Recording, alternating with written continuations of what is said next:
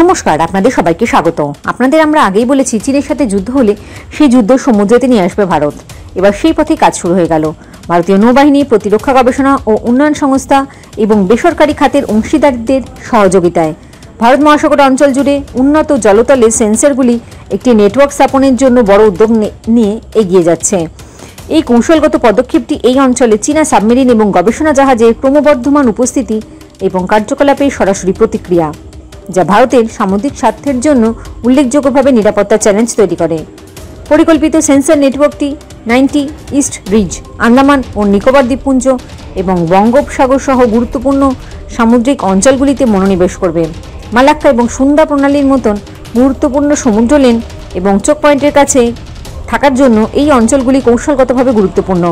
বিশেষ করে 90 east ridge submarine নেভিগেশনের জন্য আদর্শ একটি রৈখিক জলতলের বৈশিষ্ট্য এবং সম্প্রতি চীনের গবেষণা জাহাজ দ্বারা 1 মাসব্যাপী জরিপের পর মনোযোগ আকর্ষণ করেছে, যা সাবমেরিন অপারেশনের জন্য সমুদ্রতলের মানচিত্র তৈরির প্রচেষ্টা সম্পর্কে সন্দেহ জাগিয়েছে। উন্নয়নাধীন জলতলে সেন্সর সিস্টেমগুলিতে বিভিন্ন ধরনের অত্যাধুনিক প্রযুক্তি অন্তর্ভুক্ত থাকবে বলে আশা করা হচ্ছে। এর মধ্যে রয়েছে প্যাসিভ এবং active sonar array, magnetic anomaly detector এবং super conducting quantum interference device. Passive sonar submarine থেকে নির্গত শব্দ ক্যাপচার করে গোপন অনুপ্রবেশকারী নজরদারি সক্ষম করবে। অন্যদিকে সক্রিয় সোনার সিস্টেমগুলি উচ্চ হুমকির পরিস্থিতিতে সুনির্দিষ্ট শনাক্তকরণ এবং বিস্তৃত ক্ষমতা প্রদান করবে।